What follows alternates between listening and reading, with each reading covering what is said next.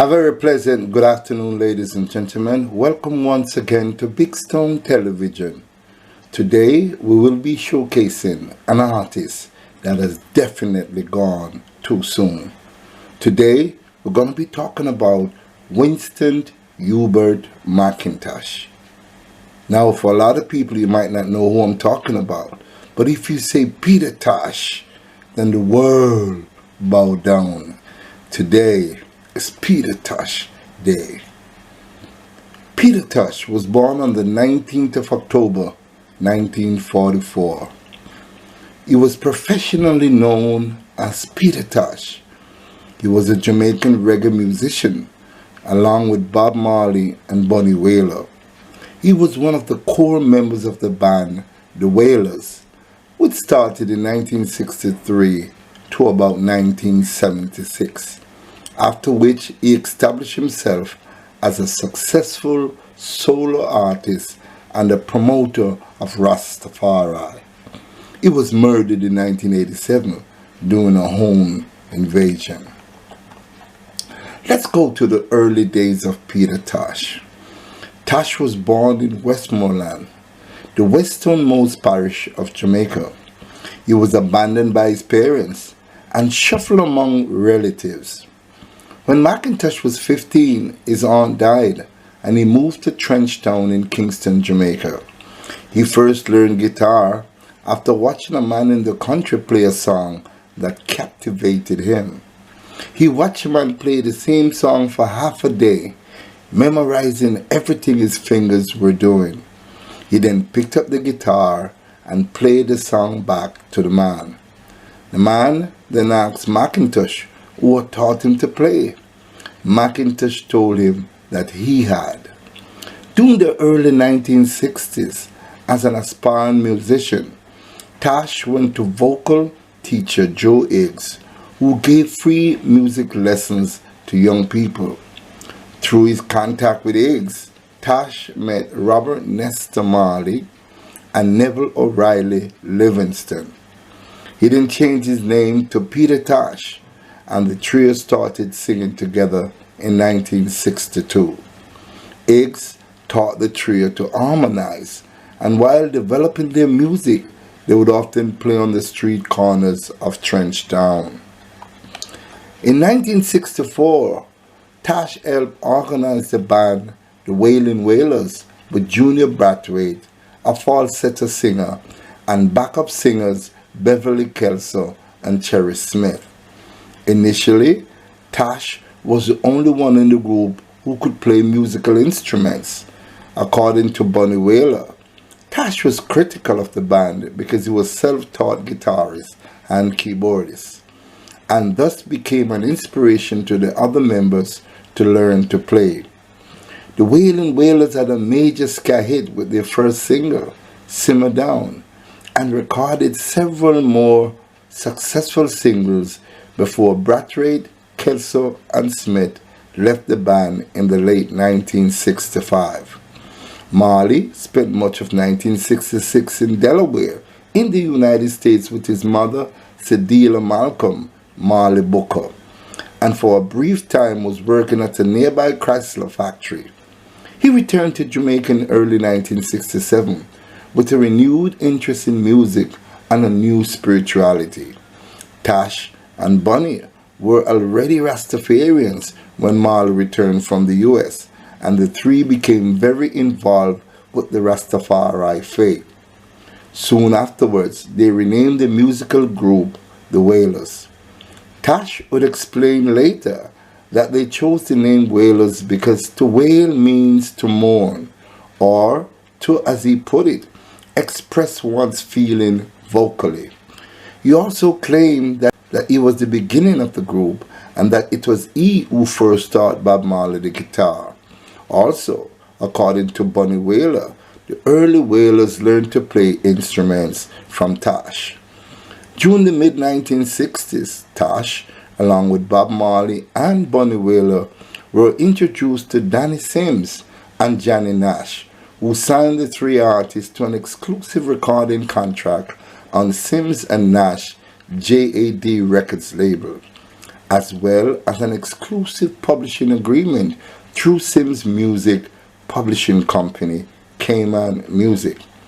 Rejecting the up-tempo dance of ska, the band slowed down their music to a rock-steady pace and infused their lyrics with political and social messages inspired by their newfound faith.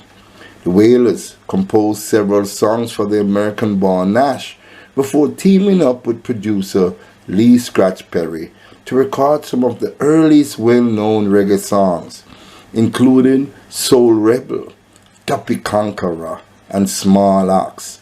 The collaboration had given birth to reggae music, and in 1970, bassist Aston Family Man Barrett and his brother drummer Carlton Barrett joined the group.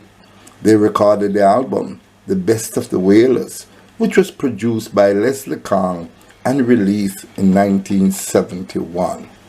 In 1972, Danny Sims assigned the balance of the JAD Records recording contract with the band to Chris Blackwell and Island Records Company and released their debut Catch a Fire in 1973, following it with Burning and Natty Dread the same year. The Wailers had moved from many producers after 1970, and there were instances where producers would record rehearsal sessions that Tosh did and release them in England under the name Peter Tosh. In 1973, Tosh was driving home with his girlfriend Yvonne when his car was hit by another car driving on the wrong side of the road. The accident killed Yvonne and severely fractured Tosh's skull. After Island Records president Chris Blackwell refused to issue his solo album in 1974, Tosh and Bunny Wailer left the Wailers, citing the unfair treatment they received from Blackwell, to whom Tosh often referred with a derogatory play on Blackwell's surname, White Verse. Tosh had written many of the Wailers' hit songs, such as Get Up, Stand Up, 400 Years, and No Sympathy. Tosh began recording and released his solo debut, Legalize It, in 1976 with CBS Records Company and Treasure Isle. The title track soon became popular among endorsers of cannabis legalization, reggae music lovers, and Rastafari all over the world, and was a favorite at Tosh's concert.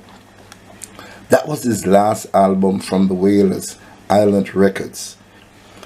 Tosh started to make his own albums with Rolling Stone Records and CBS Records. Equal rights followed in 1977, featuring his recording of song co-written with Marley, Get Up, Stand Up, and a cover of Steppin' Razor that would also appear on the soundtrack to the film Rockers. Tosh organized a backing band, Word, Sound and Power, who were to accompany him on tour for the next few years, and many of whom performed on his album of this period. In 1978, the Rolling Stone record label, Rolling Stones Records, contracted with Tosh, on which the album Bush Doctor was released, introducing Tosh to a larger audience. The album featured Rolling Stone frontmen Mick Jagger and Keith Richards, and the lead single, a cover version of the Temptation song Don't Look Back, was performed as a duet with Jagger. During Bob Marley's free One Love Peace concert of 1978, Tosh lit a marijuana spliff and lectured about legalizing cannabis, lambasting attending dignitaries Michael Manley and Edward Seaga for their failure to enact such legislation. Several months later, he was apprehended by police as he left Scotland Dance Hall in Kingston and was beaten severely while in police custody. Mystic Man, 1979, and Wanted, Dread and Alive, 1981, followed, both released on Rolling Stone Records. Tosh tried to gain some mainstream success while keeping his militant views, but was only moderately successful, especially when compared to Marley's achievement. In 1984, After the release of the 1983 album Mama Africa, Tosh went into self-imposed exile, seeking the spiritual advice of traditional medicine men in Africa and trying to free himself from recording agreements that distributed his records in South Africa. Tosh had been at odds for several years with his label EMI over a perceived lack of promotion of his music. Tosh also participated in the international opposition to South African apartheid by appearing at anti-apartheid concerts and by conveying his opinion in various songs like Apartheid, 1977, re-recorded 1987, Equal Rights, 1977, Fight On, 1979, and Not Gonna Give It Up, 1983. In 1987, Peter Tosh seemed to be having a career revival. He was awarded a Grammy Award for Best Reggae Performance in 1987 for No Nuclear War, his last record. On the 11th of September 1987, just after Tosh had returned to his home in Jamaica, a three-man gang came to his house on motorcycles demanding money. Tosh replied that he did not have any with him, but the gang did not believe him. They stayed at his residence for several hours and tortured Tosh in an attempt to extort money from him. Over the hours, as various associates of Tosh arrived to visit him, they were also taken hostage by the gunmen. The gunmen became more and more frustrated, especially the chief thug, Dennis Lepo Laban, a man with whom Tosh had previously befriended and tried to help find work after a long jail sentence. Tosh said he did not have any money in the house, after which Laban and the fellow gunman began opening fire in a reckless manner. Tosh was shot twice in the head and killed. Herbalist Wilton Doc Brown and disc jockey Jeffrey I. Dixon also died as a result of wounds sustained during the robbery. Several others in the house were wounded, including Tosh's common-law wife, Andrea Marlene Brown, Freya's wife, Yvonne Joy, Tosh drummer Carlton Santa Davis, and musician Michael Robinson. According to the police commissioner, Herman Ricketts, Dennis Lepoloban surrendered, and two other men were interrogated but not publicly named. Laban went on to plead innocent during his trial, telling the court he had been drinking with friends. The trial was held in a closed court due to the involvement of illegal firearms. Laban was ultimately found guilty by a jury of 8 women and 4 men and sentenced to death by hanging. His sentence was commuted in 1995 and Laban remains in jail. Another suspect was acquitted due to insufficient evidence. The other 2 gunmen were never identified by name. Winston Hubert McIntosh, Peter Tosh as the world would know him, was one of my all-time favorite Wailers. I love the militancy of Peter Tosh, just the way he carries his song in Legalize It or Get Up, Stand Up. Can't blame the youth. These were songs that would ring in my ears as a young man coming up. And Peter Tosh is partly responsible for the militancy in me, thinking that right and good over evil must always prevail. So Peter Tosh, I lift my hat to you, man. We miss you. We are so sorry of your loss. And my condolences at this time to your family. Peter Tosh will never forget you. I personally will never forget you. You're one of my all-time favorite Wailers. You have done the work. You came and you did what you were supposed to do. You were brutalized many times by the police. But guess what? You keep on keeping on. Peter Tosh, you're dead many years now. But guess what? You're still alive in my heart. Thank you so much for watching, ladies and gentlemen. Please like and share this video. And if you have not yet subscribed to my channel, now is the most appropriate time. for you to do so. Thank you so much.